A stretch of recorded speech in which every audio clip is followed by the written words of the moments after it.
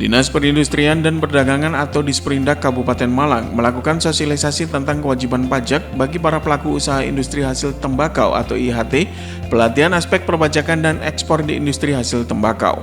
Acara ini merupakan hasil kerjasama dari Bea Cukai melalui Dinas Perindustrian dan Perdagangan, dan acara ini juga merupakan dana bagi hasil cukai hasil tembakau atau DPHCHT. Maksud dan tujuan dari kegiatan pelatihan ini yaitu untuk memberikan pelatihan kepada para pelaku usaha industri hasil tembakau yang ada di Kabupaten Malang tentang bagaimana proses penghitungan wajib pajak serta aspek perpajakan dan ekspor bagi para pelaku industri hasil tembakau di Kabupaten Malang. Pelatihan aspek perpajakan dan ekspor di industri hasil tembakau ini dihadiri langsung oleh Sekretaris Kepala Dinas Perindustrian dan Perdagangan dan juga diikuti oleh 130 peserta dari perusahaan industri hasil tembakau se-Kabupaten Malang. Kami mohon untuk berdiri sejenak dan bersama menyanyikan lagu kebangsaan Indonesia Raya di Mas Kabupaten Malang.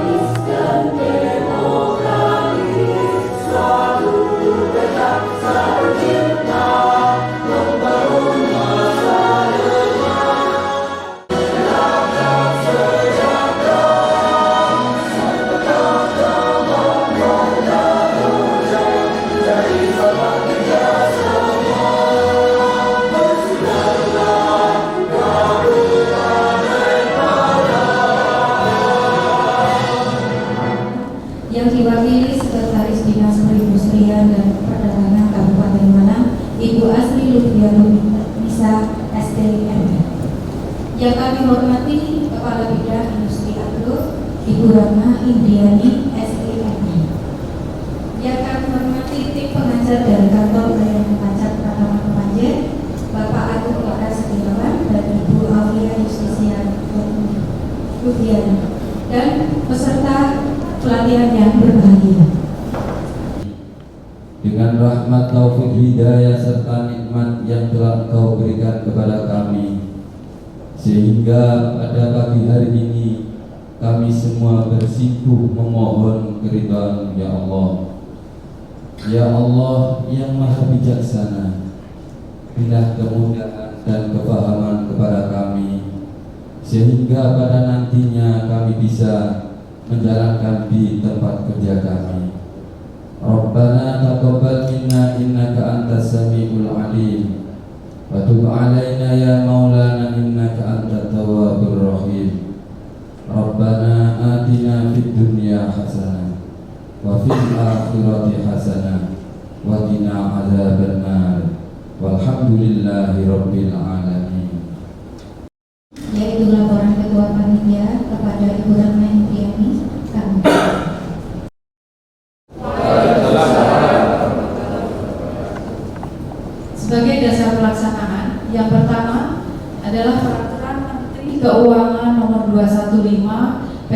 07 tahun 2021 tentang penggunaan DPHJHT.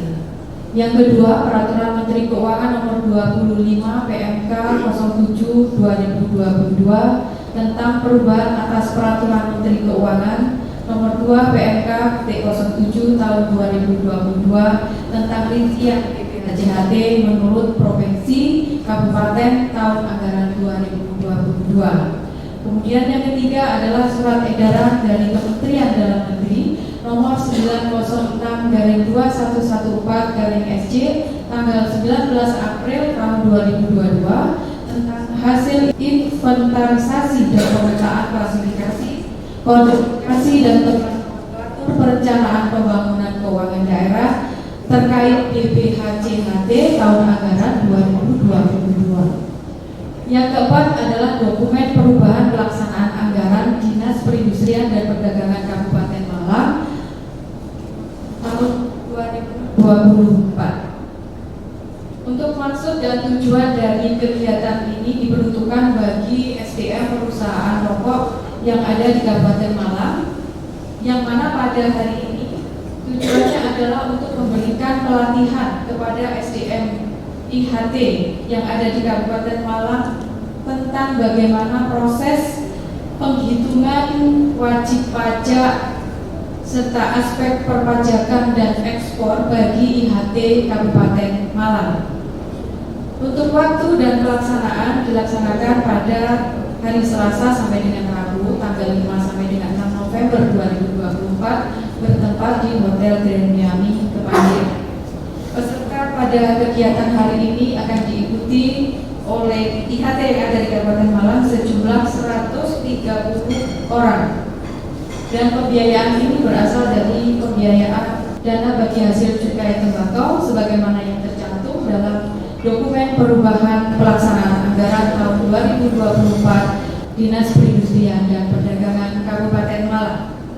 Demikian laporan ini disampaikan dan mohon perkenan Ibu Sekretaris Dinas Perindustrian dan Perdagangan Kabupaten Malang untuk memberikan arahan sekaligus membuka kegiatan pada hari ini.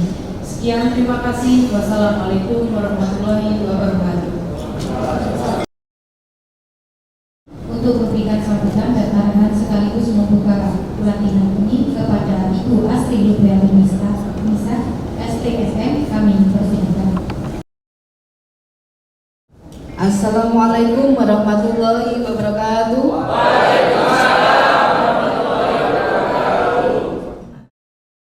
Ikut kegiatan sosialisasi. Kegiatan pelatihan ini dibuka oleh Sekretaris Kepala Dinas Perindustrian dan Perdagangan Astri Lutfiatu Nisa STMM. Ia mengatakan saat ini tercatat ada 102 perusahaan industri hasil tembakau di Kabupaten Malang.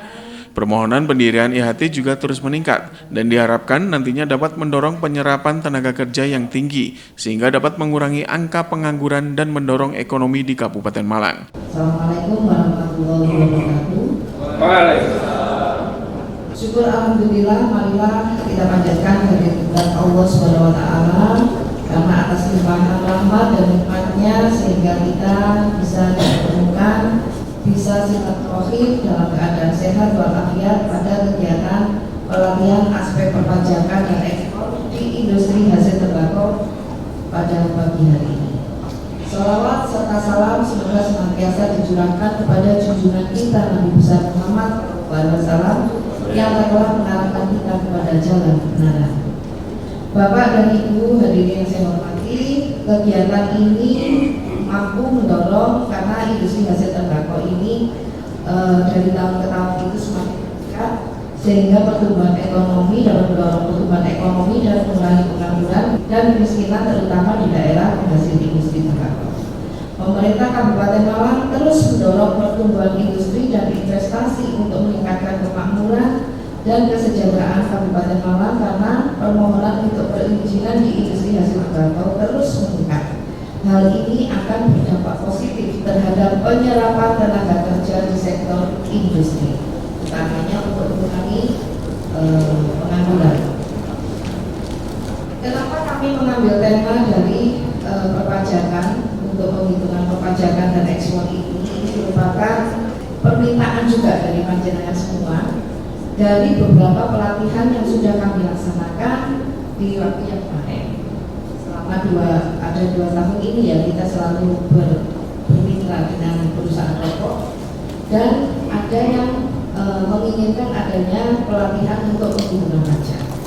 Selanjutnya sambutan dari panjenengan meminta kami memberi atas kesulitan jaringan. Selanjutnya nanti diharapkan ada lagi hal-hal lain yang bisa kami jadikan juga untuk mengatasi solusi permasalahan dari perusahaan panjenengan. Kalau perusahaan-perusahaan rokok yang sudah berkiprah agak lama ya pastinya itu bukan hal baru. Tapi untuk perusahaan-perusahaan rokok yang masih baru, mungkin butuh masukan-masukan. Di sini kita tempatnya untuk bisa TNI. Narasumber dari perusahaan rokok yang besar, panjenengan bisa menyerap ilmunya, baik itu dari desain ataupun dari yang sudah kami sampaikan beberapa waktu yang lalu. Kegiatan materi ini sambutan kami atas permintaan surat yang panjenengan kirimkan kepada kami.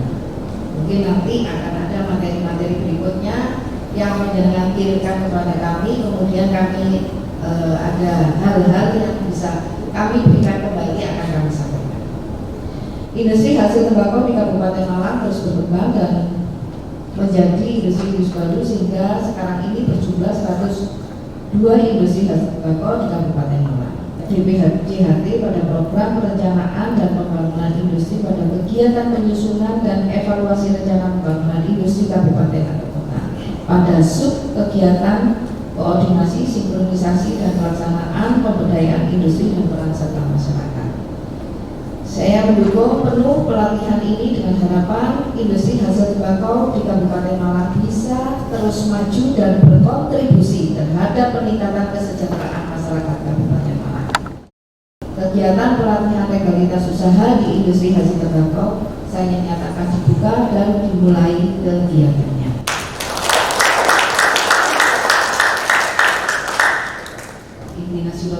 Wassalamualaikum warahmatullahi wabarakatuh.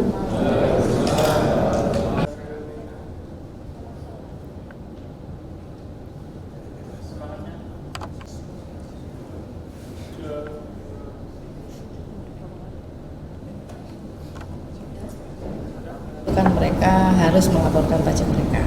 Nah, PPh berapa yang harus disampaikan itu nanti akan disampaikan di materi kegiatan hari ini. 2 hari.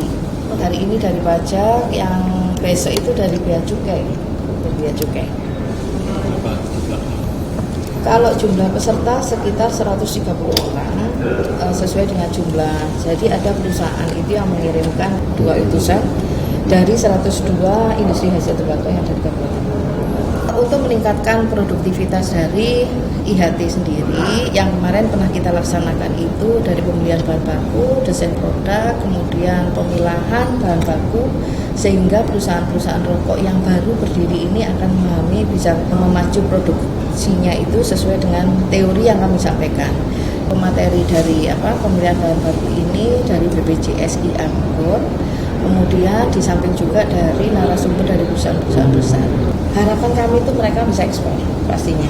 Harapan kami mereka bisa ekspor, kemudian pajaknya terbayar, kemudian dari tahun ke tahun ini semakin bertambah karena adanya kemudahan informasi dari kami, kemudian adanya pendampingan dari Kabupaten Malang. Terima kasih. Materi pada pelatihan aspek perpajakan dan ekspor di industri hasil tembakau ini, yaitu tentang pajak penghasilan atau PPh, pasal 21, pasal 4 ayat 2, PPh pasal 23, dan juga pajak pertambahan nilai atau PPN, yang disampaikan langsung oleh Agung Eka Setiawan, penyuluh pajak KPP Pratama Kepanjen.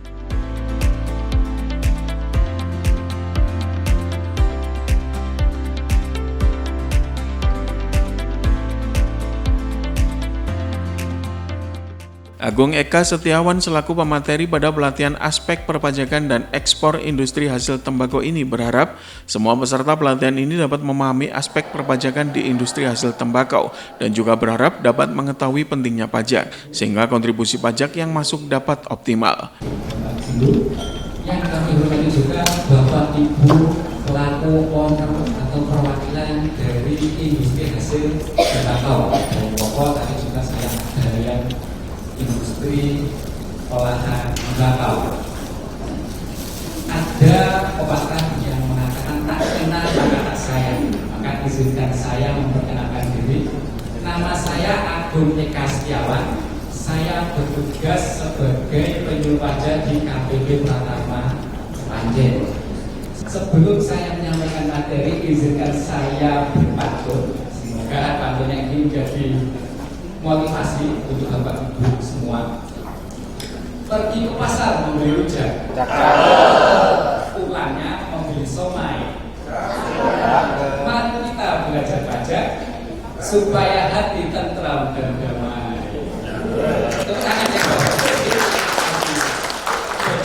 Apa sih hubungannya belajar pajak sama hati tentram dan damai? Jadi tadi disampaikan sama Ibu Koordinasi bahwa harapan diselenggarakannya acara ini adalah Bapak Ibu itu mengetahui apa sih aspek perpajakan dari industri hasil tembakau. Dengan nanti Bapak Ibu mengetahui, dengan tahu maka minim terjadi kesalahan khususnya di perpajakan. Nah, jadi banyak ketika Pak saya ini atau kira-kira perpajakan saya sudah benar apa enggak. Pada kesempatan kali ini saya akan menyampaikan khususnya kewajiban perpajakan dari industri hasil tembakau. Sebenarnya tidak hanya rokok ya, tadi di depan saya kasih ada rokok karena saya asumsikan pesertanya rokok semua. Ternyata ada yang selain rokok apa, tapi materinya ini adalah secara umum. Jadi industri hasil tembakau ini fakta ya, adalah penyetor pajak terbesar di kantor pajak Panjen. Ini Panjen ya, ternyata pesertanya tadi ada yang terdaftarnya di Madia Malang. Jadi Pratama itu kalau misalkan Bapak Ibu kontribusinya besar, nanti tidak perlu kemungkinan dipindahkan di Madia Malang. Madia Malang itu mengawasi wajib pajak yang kontribusinya sudah cukup besar. Jadi tahun 2023 kontribusi industri hasil tembakau itu katakanlah 240 miliar satu tahun seluruh industri hasil tembakau. Ini tahun 2023, anggaplah kontribusinya itu 40%. Namun kenyataannya dari kontribusi yang besar itu terdapat wajib pajak yang belum tahu nih kewajiban perpajakannya apa, atau mentok-mentok hanya bisa menghitung atas penghasilan saya pajaknya sekian. Padahal ada yang namanya PPH itu pajak penghasilan. Itu terutama ketika kita memberikan penghasilan kepada pihak lain. Jadi ini ilustrasinya ya, perusahaan memberikan penghasilan kepada pihak lain, tapi pajaknya kita yang harus potong, kita yang harus membayarkan. Ini amanah, ini kewajiban.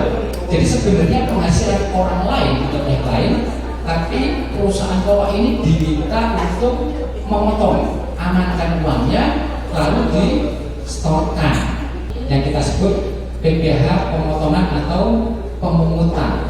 Yang berikutnya terkait dengan PPN. Nah ini juga lagi kami sampaikan, ada pengusaha rokok yang seharusnya dari omsetnya itu sudah wajib dikukuhkan sebagai PKP atau pengusaha kena rokok.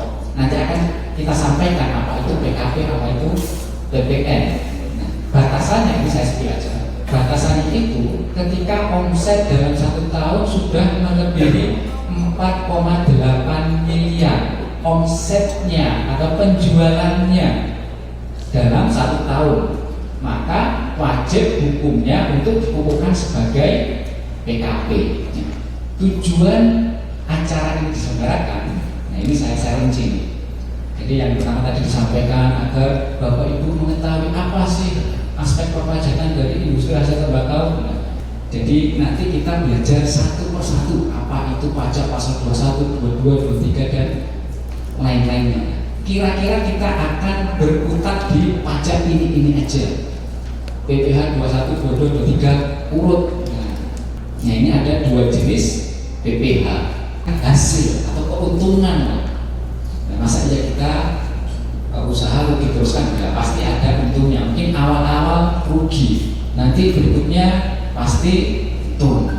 Dari situ maka akan timbul pajak ketika badan hukum perusahaan ada kegiatan usaha, ada labanya, maka akan timbul pajak penghasilan karena ada penghasilan yang diterima. Nah yang berikutnya adalah yang seperti tadi saya sebutkan, penghasilan pihak lain, tapi kita diberi kewajiban untuk memotong atau memungut pajaknya. Saya lanjutkan, yang pertama adalah PPh untuk penghasilan sendiri. Kita nyebutnya ada PP 55. Kalau yang dulu pernah dengar itu namanya PP 23. PP itu peraturan pemerintah, yang gampang kita sebutnya. Kita memberi batasan yang kita maksud dengan UMKM di sini adalah di mana penghasilannya itu tidak melebihi 4,8 miliar. Dapat memilih nih. Jadi kalau Bapak Ibu di sini ada yang omset setahunnya belum melebihi 4,8 miliar, maka boleh memilih menggunakan tarif BPFINA yang 0,5% atau menggunakan tarif umum. Jadi ini pilihan, kita serahkan ke wajib pajak, bisa dihitung pajak yang kecil yang mana boleh dipilih. Jadi ini fasilitas sebenarnya, fasilitas silahkan memilih mana yang katakanlah lebih mudah, lebih ringan pajaknya, boleh dipilih. Yang berikutnya ini untuk orang pribadi atau badan berbentuk koperasi, CV, firma, PT, PTOP atau BUMDes. Jadi patokannya omset setahunnya 4,8 miliar, namun boleh memilih, tapi memilihnya ini hanya satu kali, nggak boleh balik kucing istilahnya. Kalau sudah memilih tarif umum, maka tidak bisa kembali ke 0,5%. Oke, jadi cara menghitungnya gampang. 0,5% dikalikan penghasilan bruto. Apa itu penghasilan bruto? Penghasilan bruto gampangnya adalah penjualan kotor. Jadi jangka waktu penggunaannya adalah untuk orang pribadi. Jadi perusahaan rokok ini ada yang atas nama orang pribadi, ada yang atas nama wajib pajak badan. Jangka waktunya 7 tahun.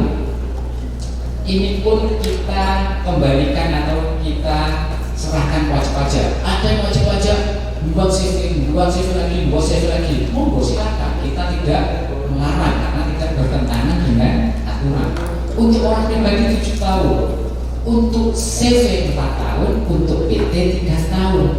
Sejak kapan? Nah, di sini ada keterangannya nih. Dihitungnya itu sejak terdaftar.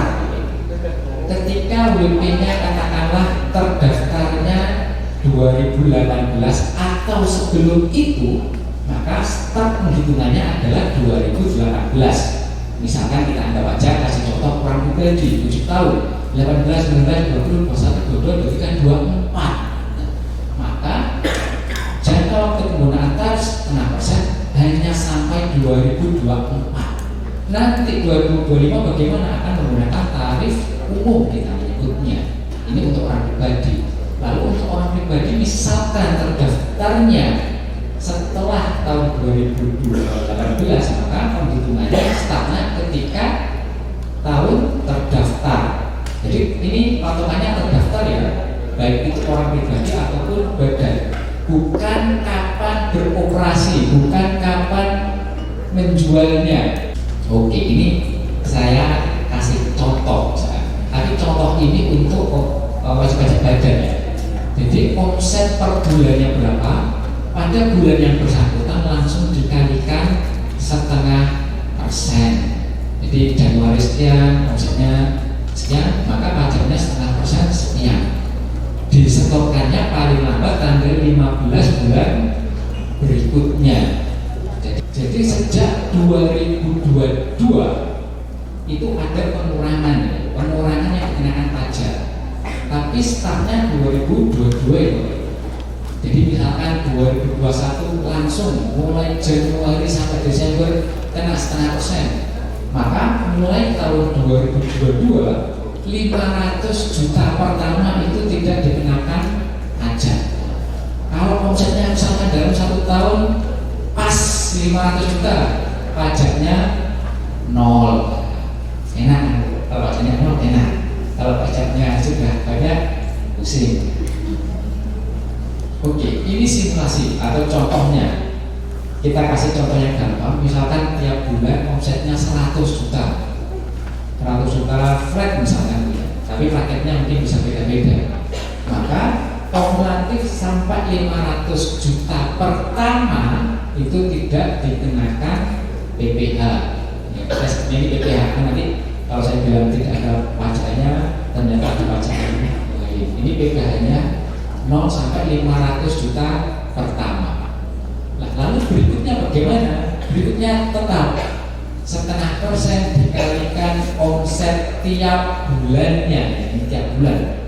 Jadi ada wajib pajak yang bayarnya ketika lapor SPT tahunan. Nah ini ya masih kurang tepat. Jadi bayarnya harusnya tiap bulan, bukan di Desember, bukan di saat lapor SPT tahunan. Jadi di SPT tahunan itu ya kita menghitung kurang-kurangnya berapa. Tapi bukan berarti semuanya dibayar ketika mau lapor SPT tahunan. Nah ini untuk orang pribadi, dan untuk badan perhitungannya ada sedikit perbedaan, ya, sedikit perbedaan di yang tarif yang 0,5%. Baik, nah lalu ada yang bertanya misalkan, Pak, misalkan jangka waktunya sudah selesai bagaimana? Misalkan katakanlah sudah 4 tahun untuk CV, atau untuk PT sudah 3 tahun sejak terdaftar atau sejak 2018. Maka kalau jangka waktu 0,5%-nya sudah lewat, harus menggunakan tarif umum.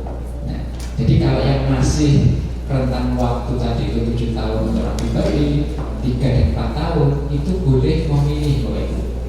SPT tahunan masuk sampai dengan SPT tahunan berikutnya. Nah, ini sudah mulai pernah mengalami. Contoh misalkan 2023 pajaknya berapa, ditambah ke 12, 2024 bayar masih itu sampai nanti SPT tahun 2024 dilaporkan, maka akan ketemu perhitungan pasal 25 yang baru. Nah, kita mencari penghasilan kena pajak lalu dikalikan tarif. Tarifnya berapa? Sebenarnya tarifnya itu 22%, tapi dari penghasilan kena pajak yang 0,5% tadi itu dari peredaran bruto atau penjualan bruto sama saja. Ketika omsetnya masih di bawah 4,8 miliar, maka perhitungannya langsung saja 11%. 11% dari mana? 50% dikalikan 22%. Ini khusus yang omsetnya sampai dengan 4,8 miliar. Kalau omsetnya sudah di atas itu, maka ikut yang tengah-tengah 4,8 sampai 50 miliar. Nanti akan ada proporsionalnya. Berapa yang dikenakan 11% dan berapa yang dikalikan 22%. Saya kasih ilustrasi sedikit. Misalkan omsetnya katakanlah 5 miliar. 5 miliar, labanya 500 juta. Saya anggap penghasilan kena pajaknya sama 500 juta. Maka dari 500 juta itu berapa yang dikenakan 11%? 4,8 dibagi 5 miliar dikalikan 500 juta. Itu yang dikalikan 11%. Sisanya otomatis langsung dikalikan 22%. Ini kalau sudah menggunakan tarif umum, dan ini perhitungan untuk wajib pajak badan. Jadi ini badan saya kasih Anda di sini badan. Nah, lalu untuk orang pribadinya seperti apa? Nah, ini tarif untuk orang pribadi. Jadi ini saya kasih 2. Kenapa ini saya kasih 2? Jadi tidak menutup kemungkinan Bapak Ibu ini masih katakanlah berurusan dengan pajak tahun 2021 misalkan. Jadi sekedar informasi, daluarsa pajak itu 5 tahun. Jadi sebelum 5 tahun itu lewat masih bisa diminta untuk memperbaiki pelaporan pajaknya. Kalau untuk orang pribadi penghasilan kena pajaknya itu penghasilan itu fiskal dikurangi PTKP, penghasilan tidak kena pajak. Nanti kita juga akan belajar terkait PTKP. Misalkan penghasilan kena pajaknya 100 juta. Nah, 100 juta maka berapa pajaknya? Nah, 100 itu ada di layer nomor 2. Berarti 15%. Enggak seperti itu cara hitungnya. Jadi bukan 100 juta dikalikan 15%, enggak. Jadi ini tarif progresif, 60 juta pertama itu dikalikan 5%. Berarti kalau 100 maka 40 juta berikutnya dikalikan 15%. Begitu seterusnya. Jadi 60 pertama sekian, terus nanti yang berikutnya berarti ini 190 sekian, terus ini 250 tarifnya sekian, tergantung berapa besar penghasilan kena pajaknya. Ini untuk orang pribadi. Kalau yang tadi untuk badan, jangan sampai tertukar karena pengusaha rokok ini ada yang NPWP-nya atas nama orang pribadi. Kita bebaskan, jadi tidak ada kewajiban bentuknya harus CVPT. Di kantor pajak tidak ada kewajiban seperti itu. Tapi misalkan ada lawan transaksi yang mewajibkan berbentuk PT, nah itu lain cerita. Nah, penghasilan kena pajak, nah ini sedikit menambah wawasan supaya kita tidak salah mengartikan bahwa penghasilan kena pajak itu adalah laba. Jadi ini sudah saya kasih note bahwa penghasilan kena pajak itu tidak sama dengan laba bersih komersil. Jadi laba bersih komersil ini kita kembalikan ke wajib pajak, mau membuat laporan keuangan itu seperti apa, monggo, mau dimasuki biaya-biaya silahkan. Tapi untuk keperluan pajak nanti akan ada koreksi-koreksi mana yang tidak dapat dibiayakan untuk menghitung pajak penghasilan. Apa saja yang bisa dikoreksi? Nah ini sudah saya berikan daftarnya. Ini adalah daftar biaya-biaya yang nantinya akan dilakukan koreksi.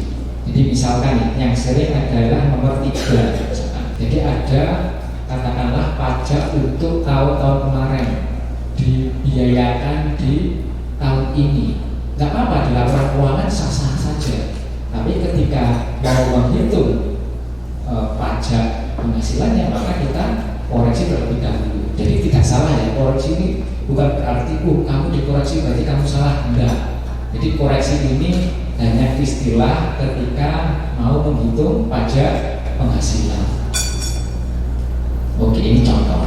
Kita kasih contoh situasi biar ada gambaran. Ini sebenarnya laporan keuangan koperasi, tapi ya kita harus kerjasama. Ini boleh laporan keuangan badan, boleh laporan keuangan orang pribadi. Di sini diketahui itu kelihatan itu. Oh, tadi ada slide-nya ya. Semoga jadi kelihatan. Ini saya juga lihat tadi. Anggap aja ini pajaknya laba bersihnya 100 juta sekian. Nanti ada di sini. Ada koreksi sejumlah 8 juta. Pertanyaannya berapa pajak untuk perusahaan tersebut pada tahun 2023 dan berapa angsuran PPh pasal 25 tahun 2024. Yang muncul di laporan laba rugi itu mentok sampai laba usaha 101 juta. Namun ketika lapor SPT tahunan diketahui terdapat koreksi fiskal 8 juta, maka kita hitung berapa penghasilan kena pajaknya. Penghasilan kena pajak adalah laba usaha ditambah koreksi fiskal. Koreksi fiskal ini tidak harus berawal dari kantor pajak. Misalkan Bapak Ibu sudah mengetahui ini ada koreksi, silahkan dilakukan koreksi ketika lapor SPT tahunan. Jadi koreksinya bukan di laporan laba rugi lalu dicoret di belakang, tidak. Jadi di laporan keuangan komersil itu kita serahkan ke wajib pajak, apapun boleh masuk gampangnya gitu ya. apa saja boleh masuk selama itu berkaitan dengan kegiatan usaha. Lalu ketika lapor SPT tahunan, kita tetap melakukan pemilahan nih, mana aja nih yang bisa dikoreksi. Boleh dari Bapak Ibu langsung melakukan koreksi tanpa harus menunggu dari pihak kantor pajak. Kenapa seperti itu? Karena kalau menunggu dari kantor pajak, dia kalau langsung ketahuannya, misalkan tahun 2023 langsung di 2024 ketahuan. Kalau yang dikoreksi tahun 2021, dikoreksi 2021, ketahuan pajak 2021 kurang, tambah lagi sanksi administrasi, apa enggak, boncos istilahnya kan gitu. Sudah bayar pajak yang kurang, tambahin sanksi. Atau kalau mau aman, misalkan tanya dulu ke AR misalkan, Pak Bu, ini kira-kira mana aja yang dikoreksi? Boleh, nggak apa-apa.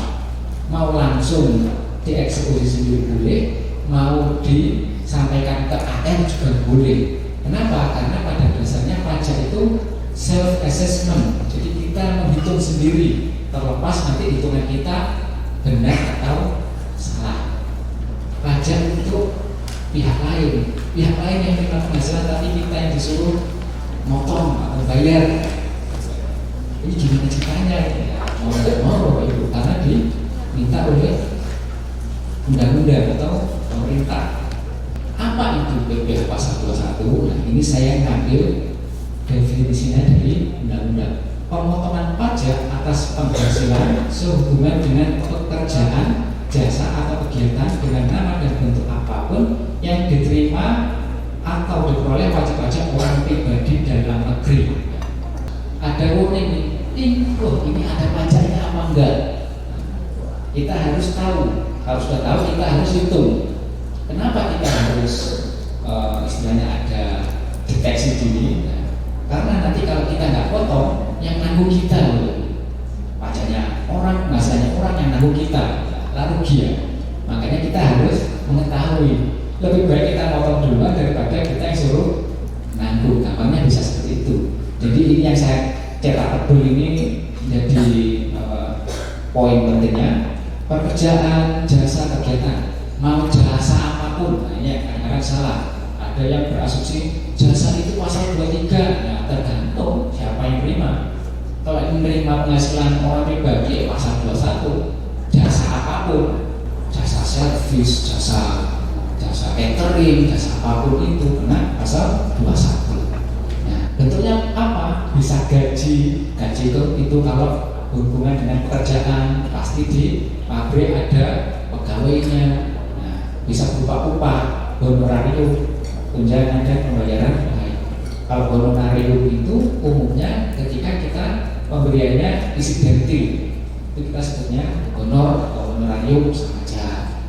Nah, pemotong. Lalu siapa yang diamanahi menjadi pemotong? Yang pertama kita sudah tahu nih. Oke, kalau kita memberi penghasilan ke orang pribadi, bentuknya atas pekerjaan, jasa, kegiatan, kita cek ada pajaknya enggak. Jadi ini ada pajaknya ini bisa ada, bisa enggak ya Bapak. Jadi bukan berarti perusahaan kasih kamu gaji setahun saya potong, enggak seperti itu juga. Nanti kita pelajari itu.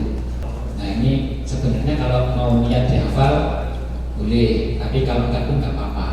Jadi ini enggak harus dihafal teman-teman. Kita bisa ngetek. Tab B itu TK2, K1, TK3, K2. Pokoknya berjenjang.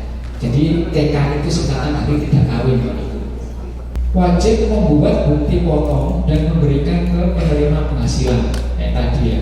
Jadi sudah kita potong, maka kita harus membuat bukti potong, direkam, lalu diberikan ke yang bersangkutan. Pemotong pajak wajib lapor paling lambat tanggal 20. Bayarnya tanggal 10, lapornya tanggal 20. Oke, ini penting juga ya. Yang pertama, jadi PP tadi itu mulai berlaku 1 Januari. Gimana ini Pak maksudnya? Misalkan pegawainya banyak tapi gajinya misalkan rata-rata UMR 4 juta misalkan. 4 juta nggak ada pajaknya, maka tetap harus kita rekam dan laporkan. Eksportir yang melakukan pembelian bahan-bahan berupa hasil Titik 2, ada kehutanan, ada perkebunan, pertanian, ini peternakan. Ini kenapa jadi peternakan? Ya ini perikanan. Nah, saya highlight yang hasil perkebunan. Jadi industri hasil tembakau tidak mungkin membeli jagung, membelinya pasti tembakau mungkin. Atau ada juga yang membeli cengkeh mungkin. Sama, cengkeh tembakau itu masuk hasil perkebunan. Maka ketika Bapak Ibu membeli hasil perkebunan, saya anggap aja biar kamu langsung membeli tembakau, maka masuk ranahnya pemungutan PPh pasal 22. Di sini dikasih keterangan yang belum melalui proses industri atau manufaktur untuk keperluan industrinya atau ekspornya, yang belum melalui proses industri manufaktur. Kalau yang dibeli itu tembakau tis misalnya, tadi sempat ada yang ngobrol tembakau tis nih. Di sini kan sudah ada proses manufaktur nih, ada pemberian, kita nyebutnya rasa saus, ada kayak flavor bahasa Jawa kan ya. Flavornya sudah dikasih rasa mint, maka kalau sudah ada rasanya tidak masuk. Beda lagi kalau Bapak Ibu beli sudah yang berasa, ada rasa-rasanya, sudah diolah, maka tidak perlu nih mungut PPh pasal 22. Maka yang kena yang seperti apa? Belinya misalkan sudah lembaran, tembakau lembaran, tembakau yang aja, nah itu masuk nih, masih di sini. Nah, kalau nggak mau motong, Bapak yang nanggung. Nah, ini pilihan berat nih. Gimana? Nah, biar nggak berat, kita sepakati bersama. Pak, ini biar nggak lari-larian, oke. Mulai tanggal 5 November kita sepakat mengenakan PPh pasal 22 terkait pembelian tembakau. Jadi nanti misalkan saya mau jual ke sini dipotong, sini dipotong. Wah, saya bingung nih nyari di mana yang nggak dipotong. Mau nggak mau ya harus motong. Karena nanti kalau Bapak Ibu nggak motong, yang diminta nanggung perusahaan. Kalau Bapak Ibu nggak keberatan, nggak masalah. Atau bisa disikapi dengan memarkup nilai pembelinya, nggak masalah. Namun diterima oleh subjek pajak badan dalam negeri. Jadi ini yang menerima bisa siapa saja. Cuman ini lagi saya belum saya sampaikan. Ini khusus wajib pajak badan. Contohnya apa? Sewa mesin, sewa mobil, sewa terok, sewa sound system. Ini kena pasal 23. Sama jasa ini bisa jasa teknik, jasa manajemen, jasa konsultasi, dan jasa lain. Tidak semua jasa kena pasal 23. Nah, ini ada dasar hukumnya ya. Jadi di sini itu ada positif listnya. Kalau pasal 23 kita sebut positif list. Listnya itu ada. Kalau nggak ada di situ berarti tidak kena PPh pasal 23. Ini kata-katanya jasa teknik, jasa manajemen, jasa konsultan, dan jasa lain. Jasa lainnya itu masuk yang di PMK 141. Ya ini. Namun kalau terkait jasa di situ ada keterangan selain jasa yang telah dipotong PPh pasal 21. Jadi kalau sudah dipotong pasal 21 maka tidak kena PPh. 10 juta, entah 50 juta, nah ini berapa tahun dah, maka langsung dikalikan 10%. 10% dipotong, sisanya kita berikan. Ini jasa konstruksi, misalkan ada yang bangun pabrik menggunakan jasa konstruksi, maka tarifnya tinggal disesuaikan. Oke, karena PPh-nya sudah selesai, saya buka sesi tanya jawab. Ya, semoga cukup 10 menit. Terkait PPh 22 ini, terkait pembelian tembakau, seringkali ada banyak kasus bahwa terkait PPh 22 pembelian tembakau ini, apakah petani juga dipotong atau enggak? Karena secara aturan kan pedagang pengumpul ya, setahu saya. Nah ini seringkali ada misnya antara perusahaan dan KPP, seringkali atau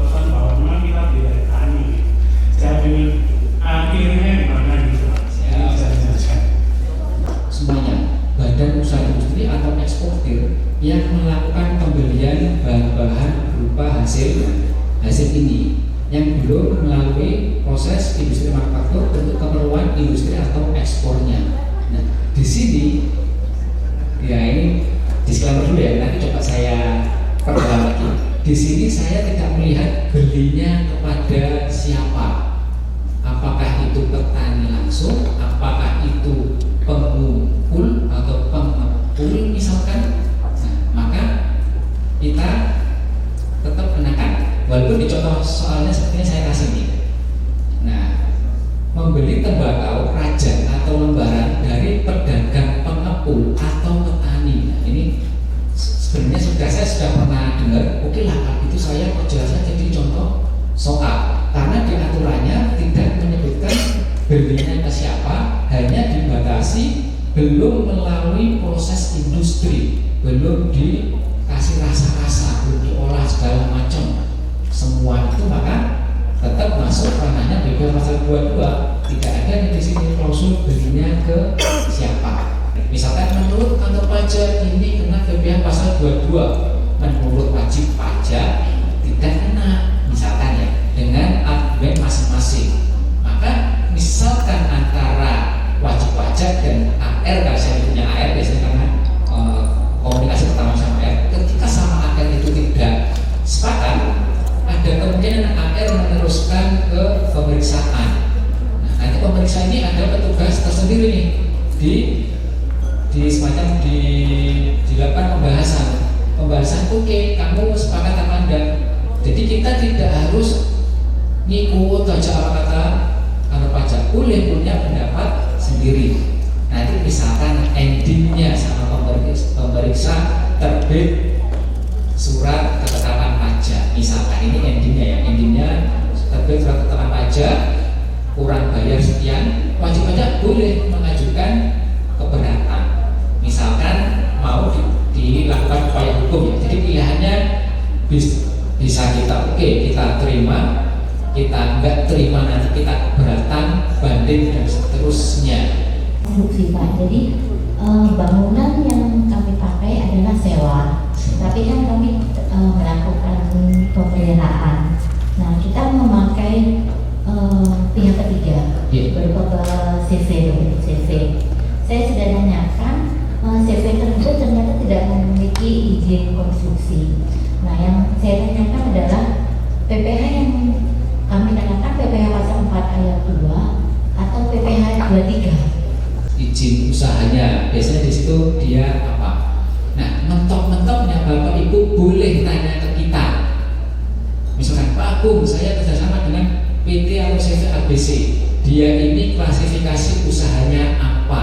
Boleh seperti itu. Ketika klasifikasi usahanya dia jasa konstruksi, dia ngecat aja kena PPh final Bapak Ibu. Walaupun dia ngecat aja, tapi klasifikasinya dia adalah jasa konstruksi, tapi dia misalkan ikut tender, dia ngecat, oke, kita kenain 4 ayat 2. Nah, tarifnya ada banyak ini. Nah, maka kita berikutnya setelah tahu oke, dia klasifikasi usaha ya. Jadi biasa kita sebutnya KLU, klasifikasi lapangan usaha. Biasanya di surat perizinan yang bersangkutan itu ada. Kita nggak apa-apa, misalkan kita minta, nah nanti ketahuan, oh ini misalkan setelah tanya ke kantor pajak, klasifikasi usahanya jasa konstruksi, kita pilih prosentasenya seperti apa. Jadi yang atas ini kalau dia langsung eksekusi, yang tengah ini kalau dia hanya konsultasi, misalkan tanya jawab aja, kita ngasih fee. Nah yang ini, yang terakhir, kalau kita dua-duanya, dia konsultasi sama sampai dengan eksekusi. Ya, terima kasih. Saya Hidayati dari PT Cetra. Ya, saya menanyakan untuk memperjelas saja untuk PPh 21 gaji yang tidak, pegawai tidak tetap yang dibayar bulanan itu dihitung full time ya. Untuk memperjelas. Jadi, kalau yang bulanan nanti yang setahun dihitung yang lama. Betul. Boleh. Misalkan yang sudah 5 tahun kita harus sebagai pegawai tetap. boleh. Nah, saya review kembali, kalau pegawai tetap anggap aja full ya 1 tahun, Januari sampai November mengacunya ke penghasilan pada bulan yang bersangkutan. Jadi bulan Januari sampai Februari bisa beda-beda tergantung penghasilan brutonya. Januari sampai November Desember kita hitung ulang seperti aturan lama, dihitung penghasilan total, ketemu pajaknya berapa, dikurangi sama yang sudah dipotong Januari sampai November. Itu yang menjadi pajak di bulan Desember. Kalau kelebihan potong kita kembalikan di pelaporan kita kasih minus. Itu untuk yang pegawai tetap. Pegawai tidak tetap full term mulai Januari sampai Desember. Apapun kondisinya nanti kita kembalikan ke yang bersangkutan ketika lapor SPT tahunan. Misalkan saya sebagai pegawai tidak tetap di PT Cakra, maka saya mengumpulkan nih bukti potongnya Januari sampai Desember, walaupun pajaknya nol tetap dibuatkan bukti potong. Oke, saya laporkan ke kantor pajak, total penghasilan saya sekian, pajaknya sekian, sudah dipotong sekian. Kalau kurang saya bayar sendiri. Nah, pemerintah kan nggak serta-merta menaikkan tarif BBM. Nanti pasti akan disertai kemudahan yang nanti kita hadapi bersama. Jadi ketika usahanya itu industri hasil tembakau, maka PPN-nya hanya dikenakan 1 kali di tingkat produsen. Jadi Bapak Ibu nebus cukai ini banyak lagi kan, nebus cukai banyak, jualnya belum, sudah disuruh bayar BPN. Nah itu ya problematika kita sikapi bersama. Lalu bagaimana menyikapinya? Nah ini boleh kalau misalkan mau curhat, mau minta advice, nggak masalah.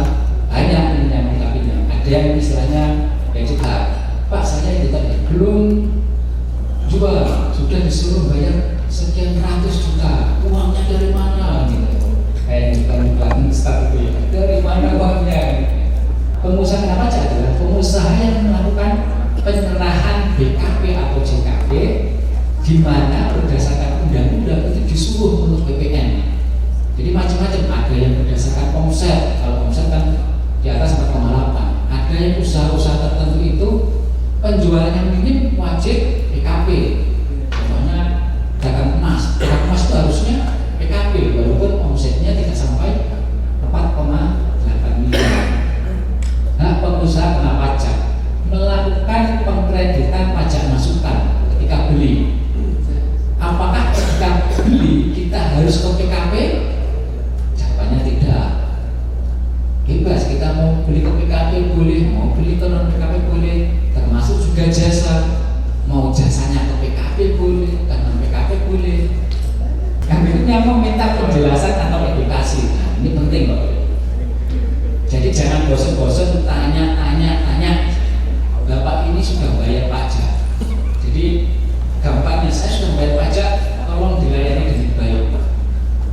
Malu bertanya, sesat sendiri. Mau tanya apa aja, misalnya bayar atau gitu ya. Gampangnya ini kata-kata sederhana aja. Kita sudah bayarnya ratusan juta. Maka saya punya hak dong kasih penjelasan yang baik. Misalkan datang ke kantor pajak, mau institusi misalnya, entah diterusin sama Sapang, atau diterusin sama Helpdesk, atau diterusin sama AN, agar diterusin balik. Pak, saya di sini itu sebagai wajib pajak yang berkontribusi, tolong layani saya dengan baik, misalkan. Jadi nggak usah terlalu saklek, takut dibuat janjian aja. Kita anggap saya sudah berkontribusi, saya sudah berusaha patuh, maka tolong saya juga dilayani dengan baik. Melaporkan usahanya paling lambat akhir tahun. Ini pun masih dibagi 2.